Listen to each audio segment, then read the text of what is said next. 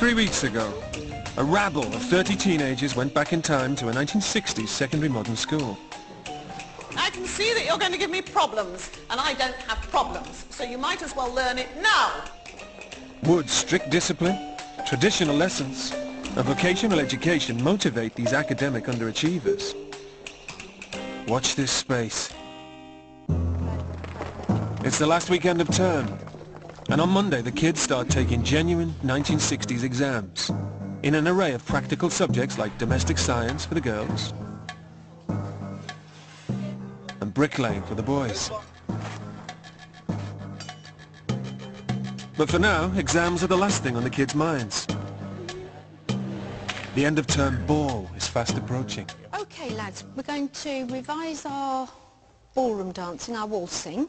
I'm going to put on some music, and if you'd like to get on your feet, be upstanding and join me in the sort of dancing I'm doing, all right? Graham, what are you doing? You're like a whirling dervish.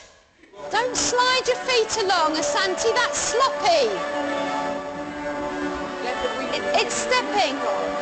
That's it. Bricklaying whiz Adam Doyle has 2 left feet, but others take to ballroom dancing like ducks to water. Okay, if you want to do it in pairs like that, come and have a go. Bobby, that's not what I'm doing. I still do that. What happens if you can't dance?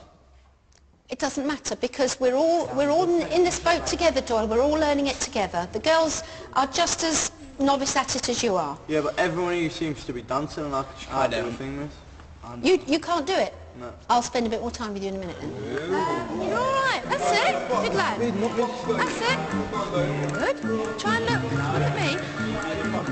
Oh, that's nice. You can smile.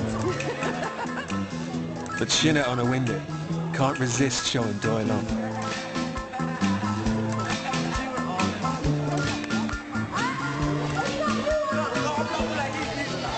I can't dance. I go over to dance and in front of everyone. They're all dancing, all the bodies are moving, and I go to do it, and I just like stand there like a block, and then I end up like finding myself like boxing, like I'm moving like I'm boxing, and everyone's looking, and I think, oh no, what a mess, and I just fall down and just like, nah, I can't do it anymore, and just have to walk away. The girls have been making their own dresses for the ball. 4 weeks ago, they couldn't even sew on a button or turn up a hem. When we first got presented with the idea that we're making our own ball dresses, I was thinking, yeah, I'm going to end up with one in a paper bag. I was so I didn't think I could do it all. And it's a real sense of achievement knowing that I've got something, even though it's not, you know, spectacular and as good as some of the others, but at least I've got something to wear. Can't wait, we're just doing like the final touches to our dresses now, just getting all the hems up. So, and it's getting closer and closer, but I'm getting really excited. It's still going to look a bit like a deck chair.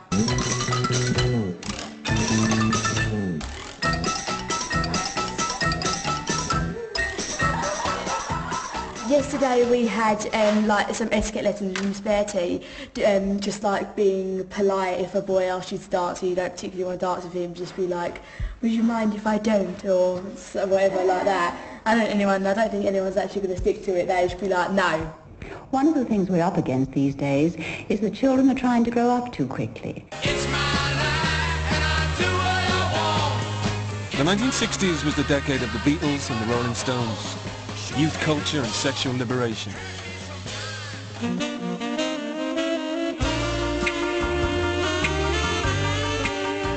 But there were few bras burning in secondary moderns.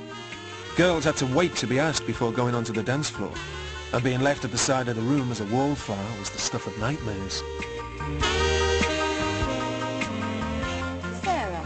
Off now. Can the girls go up to the boys and ask? No, it's the boys' privilege, and I'm sorry, but you have to be patient. I'm never going to be asked. Me neither. If you look like a lady and sit politely and look pretty. Think of me like that. I'm just like one of their friends. Yeah, they're not going to ask me. Well, Rosie, if you're lying like you are now, no, they're not going to. When you're sitting, you sit with your knees together. You don't sit, you know, rudely with your legs apart, and legs all over the chairs. If at the end of the dance or near the end of it, the gentleman sort of puts his face towards yours, then just politely turn your head.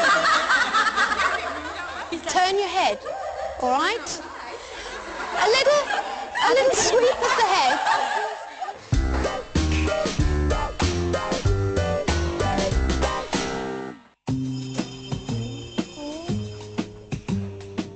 Erin Tate and Avril Hardy have sneaked into the boys' dorm. They've each targeted one of the boys.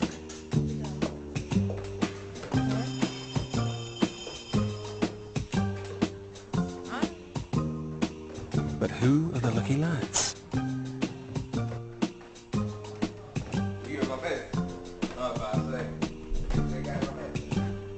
Moody Andrew Brown is the unlikely recipient of Avril Hardy's affections.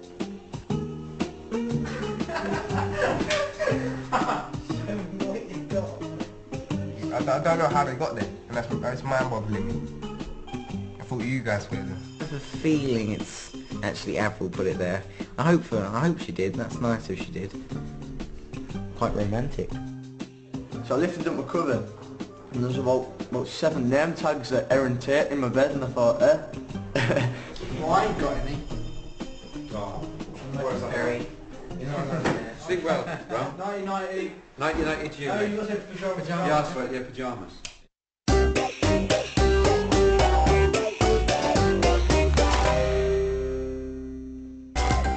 After the break, the kids face their nemesis. All examination regulations are in force from this moment on. And Josh and Harry get taught a lesson.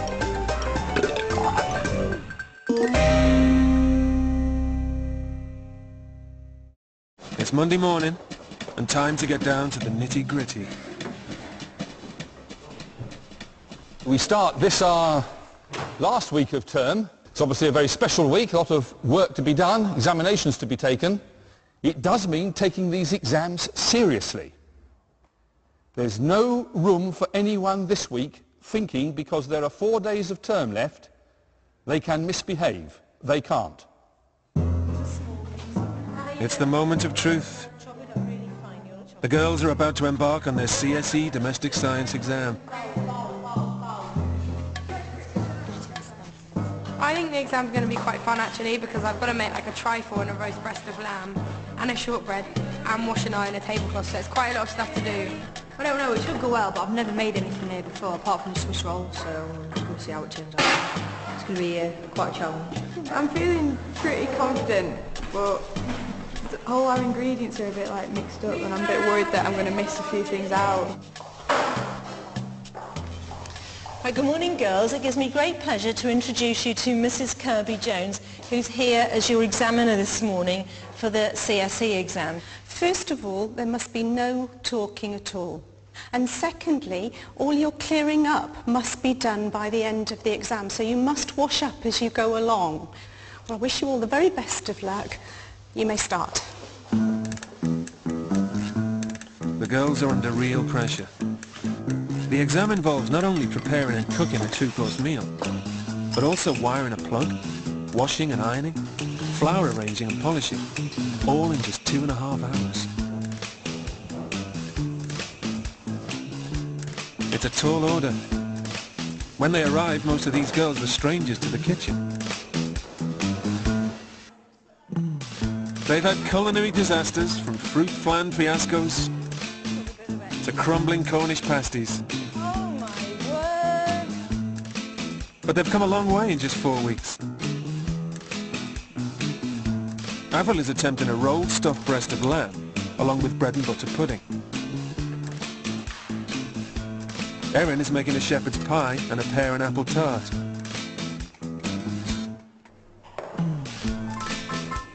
While Sarah is going for a casserole, an apple pie and sponge roll.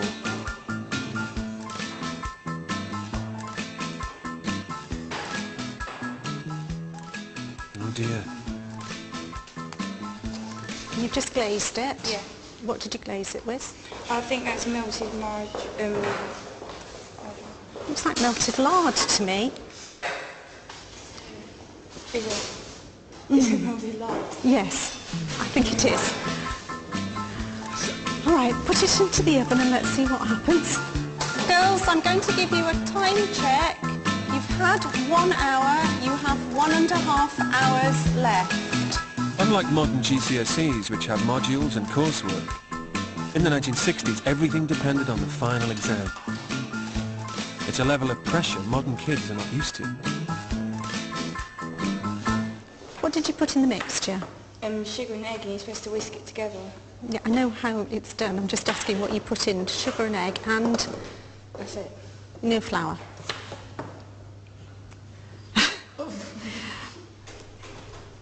It does need flour for a Swiss roll. I think we'll give that a miss.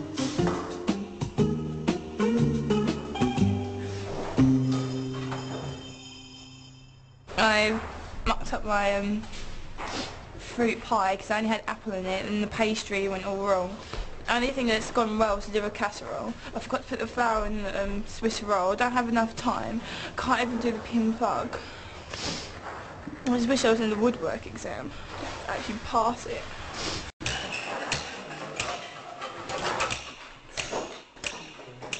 Mr. Barnes, who is the chief examiner, will be marking the final product. We will be looking for size, accuracy, quality of finish. In woodwork, the boys have to design, build and wax a wooden tea tray, all under the beady eye of the external examiner. In just 4 weeks, most of the boys have learned an impressive array of woodwork skills. But modesty doesn't come naturally to Josh Davis.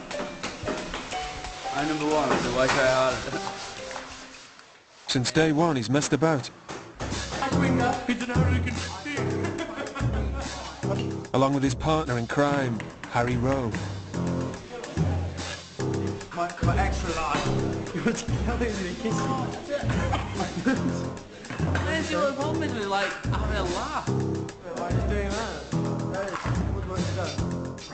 Right, can you all put your pens down, pencils down, and just direct your eyes towards me? It's been a tough day for you all. I wasn't sure how well you would fare with this examination. I didn't know if you could cope with it. Gentlemen, I have to say that I am very, very impressed. It's difficult in a timed exam for 4.5 hours to come up with something that works, that's good.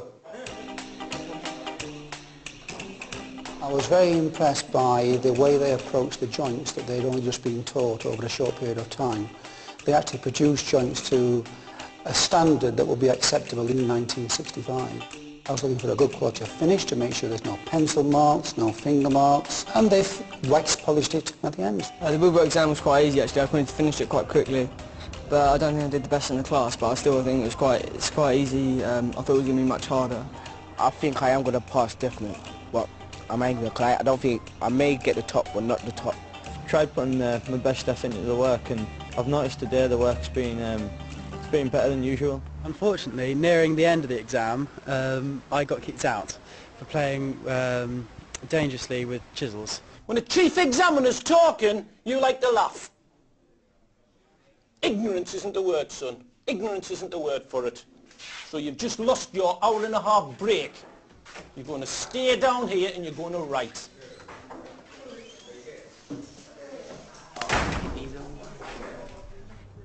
Stand up. If Josh and Harry think they're going to get away with writing a few lines, they've got another thing coming. Right, Kent. Obviously, this morning, not acceptable. Therefore, you can both stand by tomorrow morning for a nice early bout of PT. I will be calling for you at 7:15 outside the dorms. I expect you both to be ready. 7:15? 7:15. Before breakfast? Before breakfast. Oh,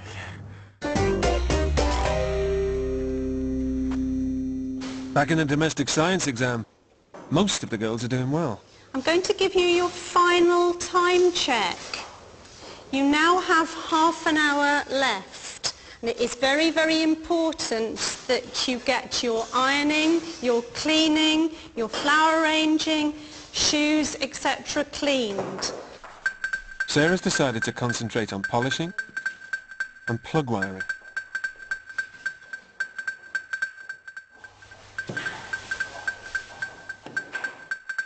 Avril's timed everything perfectly. Even her vegetables are steaming hot. Girls, your time is up. Will you please stand still? You stand still now. It's make or break time, and Avril's work is first to be marked.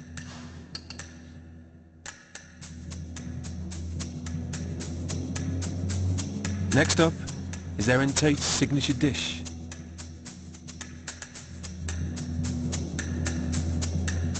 Deep breath. And last but not least, Sarah's apple pie. Oh, that is revolting. She must have tipped half a pot of salt in it. It is very revolting. I'm sorry, it was really horrible. Can I get a glass of water? It looks as if Sarah will be lucky to scrape a pass. But how have the other girls done?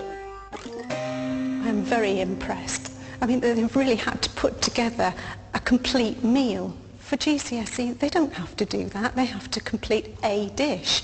But whether these days they can actually put together the vegetables, serve them hot with the meal and dessert, in many cases, I doubt it. Later, the boys and staff are invited into the kitchen to taste the girls' dishes. And Sarah's apple pie becomes a legend in its own lunchtime. I feel this might be revenge of some sort.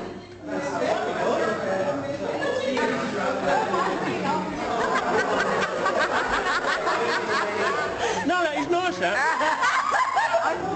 A lot of people make apple pie too sweet. That's lovely, it's nice and sharp.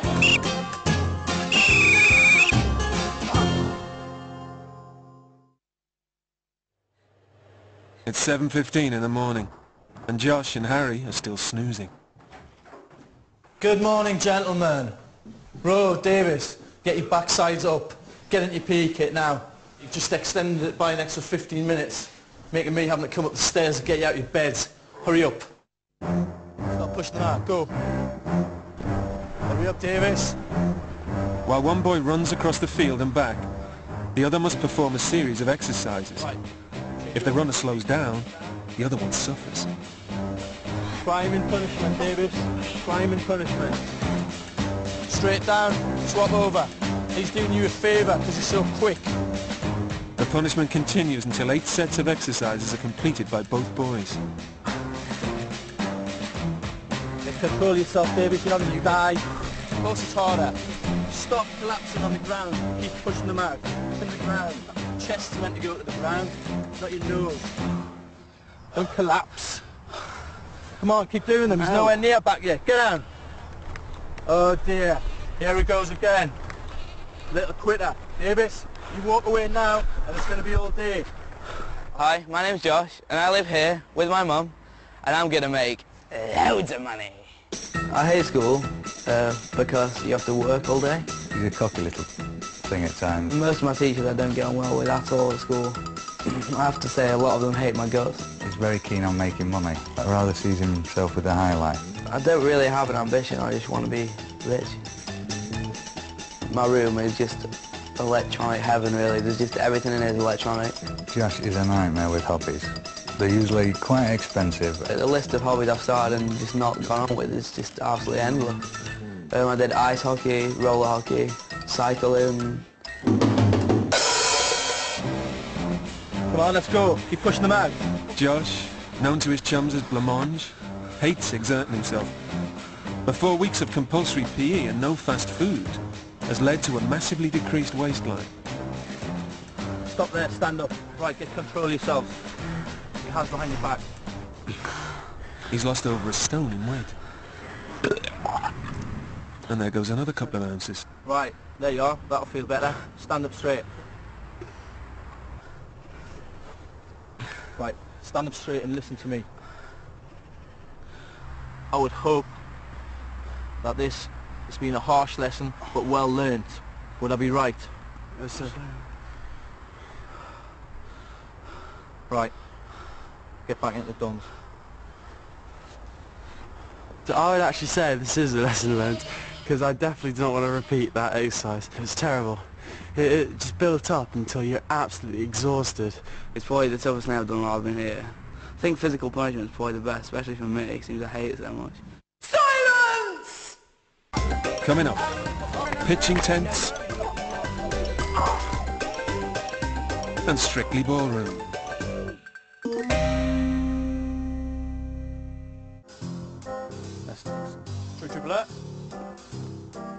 In the 1960s, Scouts taught boys to love their country, honour the Queen and respect authority. The camp is the culmination of 4 weeks of traditional Scout and Guide training, and the teachers have given the boys and girls permission to camp on the same field. How come we brought nothing and they look like they're trekking the Glastonbury? Oh yeah. Yeah, that's true. What about this? You don't have to... Be prepared. That's the Boy Scouts marching song. Be prepared. As through life you march along, if you're looking for adventure of a new and different kind, and you come across a Girl Scout who is similarly inclined, don't be nervous, don't be flustered, don't be scared. Be prepared. It's going to get nasty mince. Oh, you're right. Oh, shit. I just hit my hand. I think everyone's really getting stuck into it. All you've got to do is just look around and everyone's just building loads of stuff, like the wash basins and the cooking areas and stuff, and particularly the tents were pretty tough to put up as well. So yeah, everyone's coming together. We've done it from scratch basically, no help from any teachers. I think me and Hoban have had a great bit of teamwork here. I'm quite a little housewife out here, and through and through. This is the first time the boys have had to cook for themselves, having had the girls wait on them hand and foot. There will be a point of every man's life when they won't have a woman, and therefore you need to cook until you do get one. Now we've just given the sausage to the Ember Gods. No. Ah! Fuck! What happened? As far as I'm concerned, 1960s style woman is the same as a modern day woman. I don't think things have changed that much. I think the women should make all the stuff like they usually do. My mum's not from the 60s, but she's like cooks and cleans and does everything like that. The only thing that's changed is they've got big mouths because they've got women's rights and all that. I'm sorry, but I don't like the 60s girls are worse than, boys are better than girls thing. I think that's crap. But the girls are about to get the chance to even the score. For the first time, they're allowed to compete against the boys. From my personal point of view, I've never been in charge of a troop that's lost the guides. Yeah, I understand, totally. You see where I'm coming from? I'm not prepared to let you down. I don't want to drive all the way back to North Devon knowing I've lost a battle to guides. Right, let's get our rules. Forget the bottle of Hastings, the bottle of Hood Green. The aim of the game is to steal each other's flag. Your water is... Your water is your ammunition. If you get hit by water, you have to give up your necker and you have to do a forfeit to get it back. Everybody understand? Clear? No, wait, excuse me. Yes. They've already got water in their cups, so they can win right away now. Dirty water. They haven't got water. They haven't got water.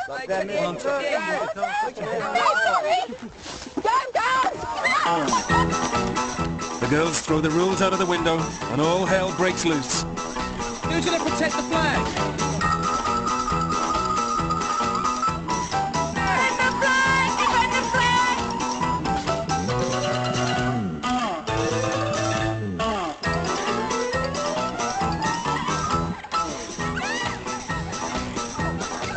Where's the Girl Guides flag? There's no way the girls are going to lose, even if it means playing dirty.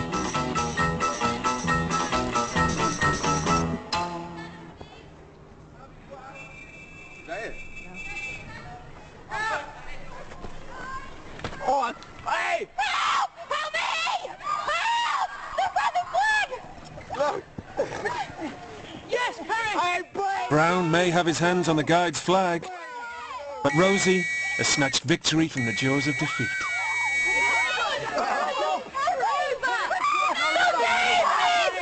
Let's go now! Girl Guides are the winner.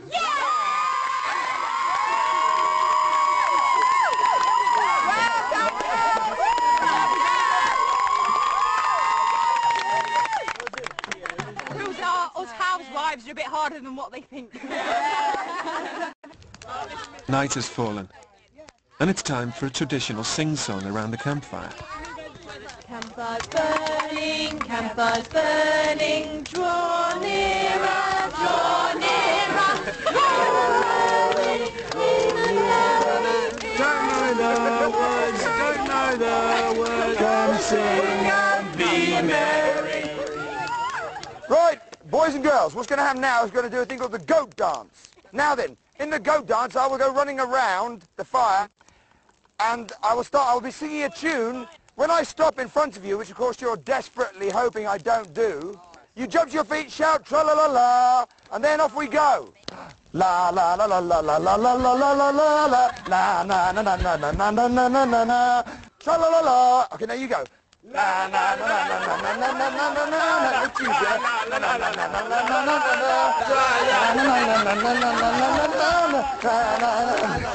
na na na na.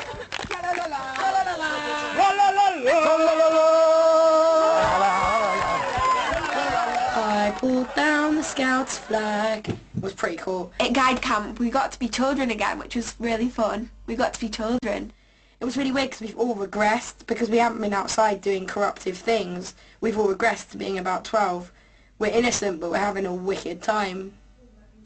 I'm having fun. This is Commando Schiller, Scout leader, looking smart and everything. Guess what? We're getting closer to the girls as well. With the CSE examinations in maths and English tomorrow, it's last-minute cramming for the Hope Green kids. What a change. These kids used to be lazy. Do you want a little pillow or something? Yeah, why don't you rest your head on that, yeah? Okay. In preparation for standing facing the wall for 20 minutes during break time. Oh, okay. Stand up. Disruptive Hands on your heads again. and downright rude. I do not want to hear a single word from you. You're asking me questions I'm going to answer. Must respect the school rules. It's different now, isn't it? But 4 weeks of 1960s discipline and traditional teaching methods have had quite an impact. Just look at them now. This bunch of academic underachievers are revising really hard. They just generally seem to have lost the cynicism and the hardness that they came in with. They seem much more open to new experiences and not so ready to say they can't do something. The exams this week, keep telling myself that I shouldn't be getting bothered about them and that they don't matter, but to me they do. When the papers are put in front of me, I'm just going to write away and hopefully it'll be like a piece of cake ready for me to just eat into, just bite into. In this, it's all about spelling. You get proper marked down just on spelling, punctuation and stuff like that. And the little things don't think that matter did back in the day, which is the 60s or whatever. I've got to say I haven't felt like I needed a fag in this experience till now. I'm absolutely gagging. I need one, otherwise I've...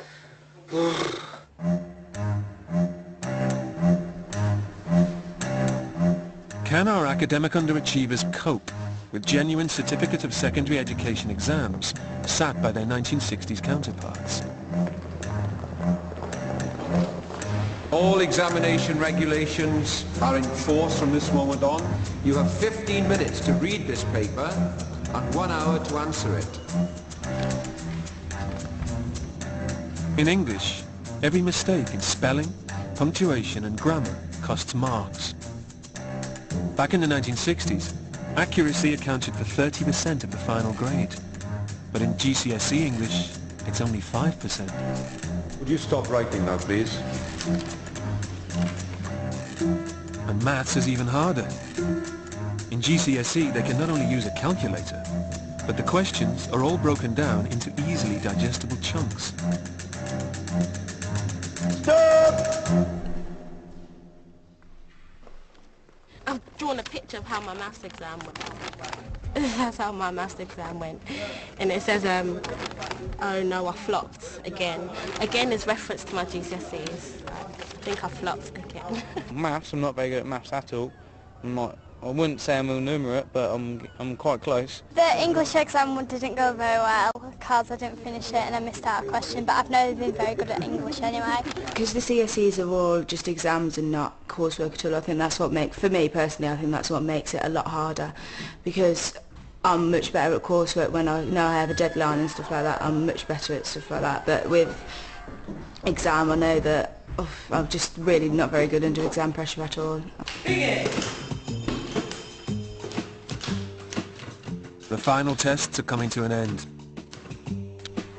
Right, so you've got half hour left for your brickwork, and then you've got half hour to clean up your work area.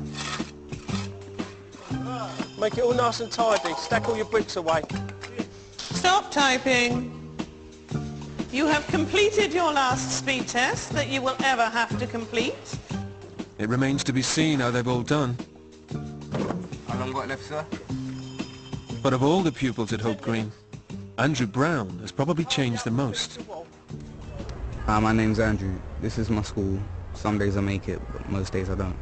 A typical school report would say that I'm lazy. He's extremely bright. I've been told throughout his school life by various teachers, headmasters, that he's exceptional. I don't think I've ever been in trouble at school. I think bunking, that's the only thing that I've been in trouble for. The trouble is getting Andrew to school, keeping him at school. I bunk like nearly every day. I don't think I've done actually I've done one whole day. If I don't go into school, then I just sleep. And he's horizontal. Yeah, I'm tired. Oh, okay, I've got a biscuit now. I need to lie down. I think I've learnt more than I would normally. I've learnt how to bricklay properly. I've learnt how to make a tea tray and actually come into school every day. I mean, normally I'll come to school like once a week or something. Right, time's up. Stop there.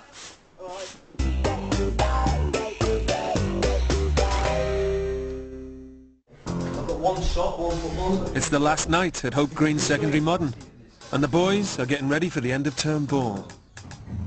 The honorary contraband that's lasted a month. Some are obsessed with how they smell, others with how they look. Right, gentlemen, who would like a bow tie? Hopefully, all of you. Brown. Ding, ding, ding, ding, ding, ding. Come and get them. Ding, ding, ding, ding, ding, ding, ding, ding. What you're doing with the bow tie is you're tying a bow just like you would for your laces. Okay? What you do then is you have to tease it into shape. Exactly. A tease is the word, gentlemen. Now then, there are some ready-made ones for boys who have learning problems. Yeah. Okay? Okay, I want you to form a line of shame for the people that want the ready-made ones. Santi, I never thought you'd be in it. Doyle. Shame on Ben Barber. Shame on Ashley Cutler. Shame on Carlisle's most shameful son. The brave few are struggling with their dicky bows. Oh dear. Close.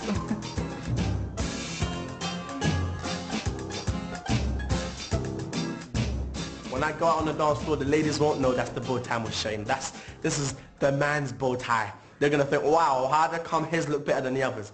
And you know, they won't actually think beyond that. Yeah, you love it, mate. I've got my old bow tie on. Flex and that. Got Old Spice as well. Yeah, you love that. In the girls' dorms, the pre-party tension is rising. Sorry. You're making the boys wait. It's very good, Stevie. Boys, remember, make the boys wait. It's bouffants, beehives and falsies all round.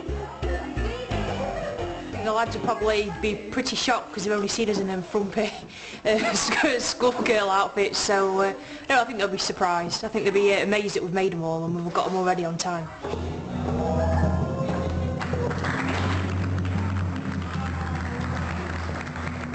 '60s rules apply. Girls on one side, boys on the other. No Alka-Pops, no ciggies, and definitely no snogging.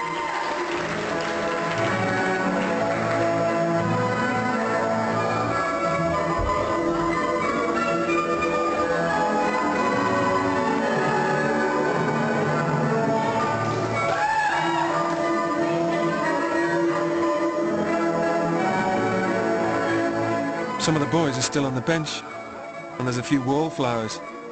Maybe it's the music.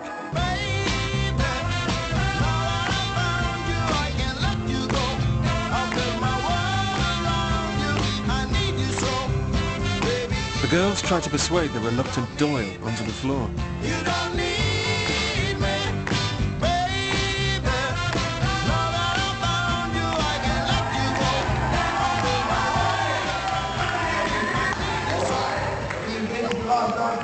Get ready for 2 minutes and 36 seconds of sheer licensed intimacy.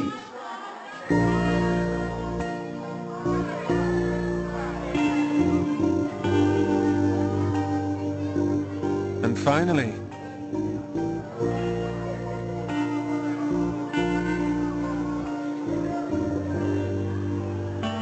Doyle is dancing with Erin Tate, who'd left her name tapes in his bed.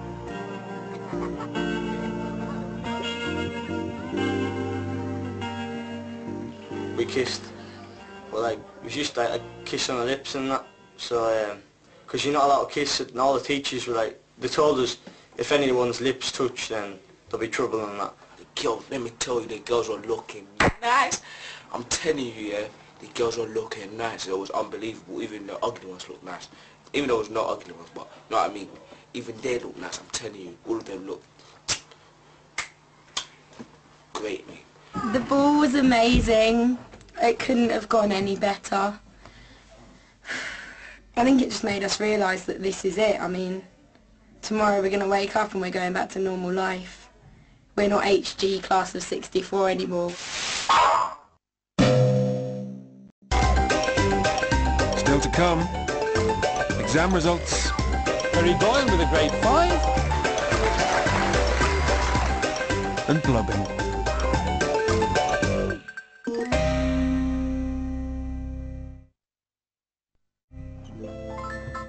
Morning, rise and shine.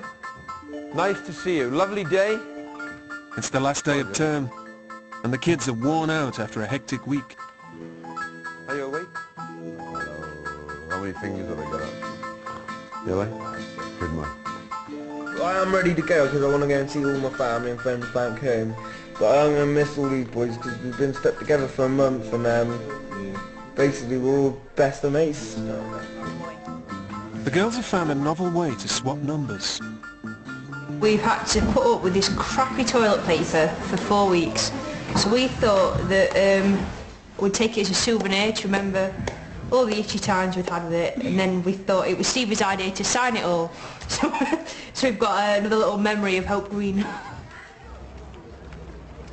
Today, the kids will get their CSE results in front of their friends and families. I'm quite excited about getting my results because I tried really hard, so hopefully I'll do good. But the truth is it's our last day and it's like a really big thing, so I don't think even if I get like 6s it'll be able to ruin it. But I'd really like to get like good marks to make my parents proud and stuff. We'll be able to compare their CSE results with the actual GCSE grades they received after leaving Hope Green.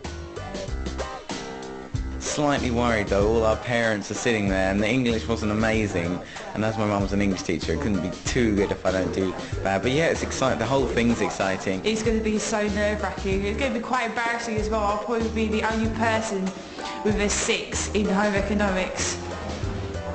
Ladies and gentlemen, would you stand please?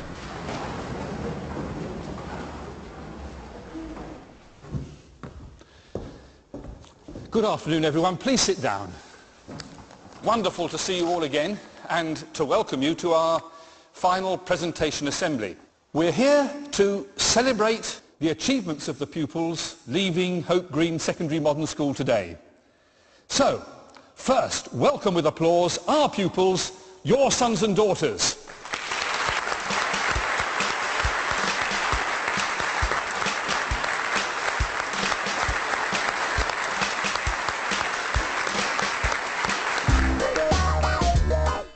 Four weeks ago, 30 teenagers subjected themselves to a 1960s secondary modern education. As strict discipline, vocational lessons, and CSE exams helped these underachieving kids realise their full potential. I'm now going to present the awards and certificates gained by our successful pupils in their subjects studied mainly for the Certificate of Secondary Education, the CSE. And we're going to make a start with English. So the English Awards, English CSE, Franklin DeSanti, grade 3. In English language, most of our kids did as expected in both their GCSE and their CSE exams. Perry Goyan with a grade 5. Rosie Knight with a grade 1.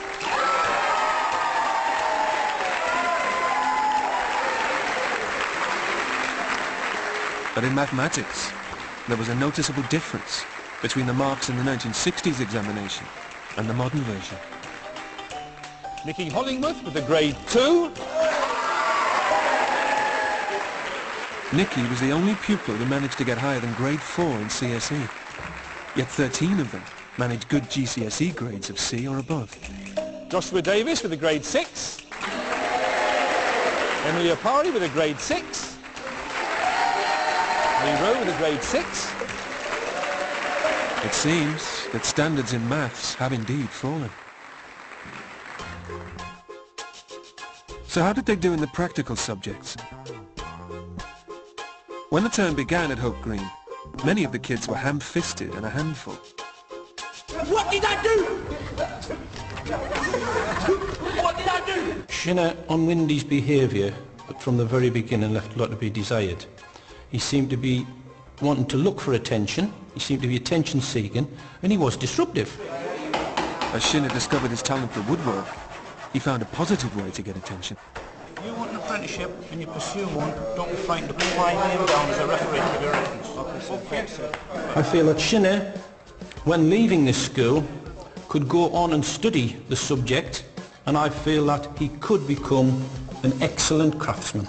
Shinner on a Windy with a grade 1.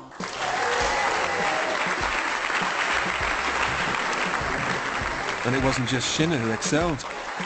Another 4 of our 14 boys passed CSE woodwork at grade 1. Of course, not everyone can achieve top grades.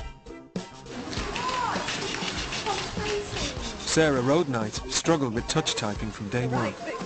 She wasn't entered for the examinations in the more academic subjects, and so had more time to concentrate on the typing course.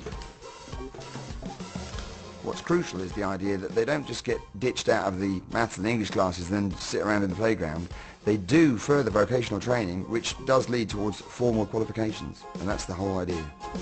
And Sarah Roadnight has the 1 certificate for completing the typewriting course. Oh no, we have another one we found. Sarah, this is good. And she got a distinction for effort.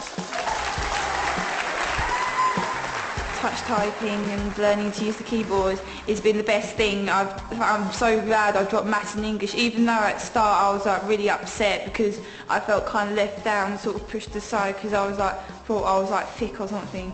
But now that I've totally excelled in it, I'm so happy that I've done it and I'm really proud of myself.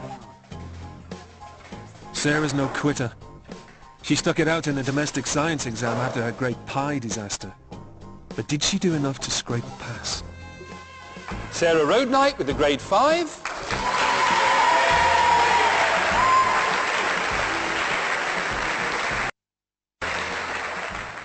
Both Erin Tate and Avril Hardy proved to be budding gourmet chefs. Erin Tate with a grade 1. Another student who shone at Hope Green was Harvey Herdman. At his request, he was given special permission to concentrate on bricklaying and woodwork, rather than take maths and English CSE. Right, time's up! I'm really looking forward to you coming through on this, okay? Because I need to see that we haven't made the wrong decision. So, here we are. The certificates in CSE bricklaying. Harvey Herdman with a grade 1. I think that's another thing that's pushing me towards doing bricklaying. Whatever work I do, I can always go back to it and say I'm really proud of it and show my kids later on in life as well and say, look at all these things I've built. In his GCSEs, Harvey only managed 2 Cs and 6 Ds. For him, it seems Hope Green has been a turning point. And he's not the only one to excel in bricklaying. Andrew Brown with a grade 1. Well done, Brown. It's a great achievement, really is.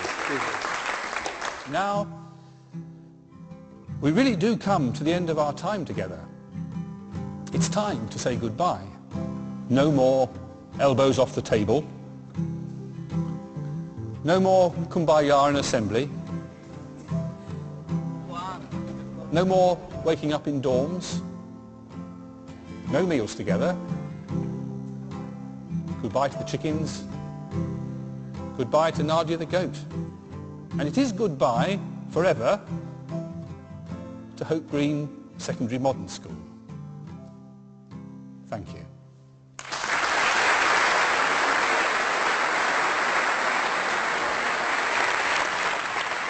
In the 1960s, secondary moderns had a terrible reputation. Starved of resources, many of them were educational dumping grounds. It's not surprising when for every £1 spent on a grammar school pupil, just 30 pence was spent on a secondary modern kid. Hope Green shows what they could have achieved with proper funding. This must be the place, second place in the human race, down in the basement.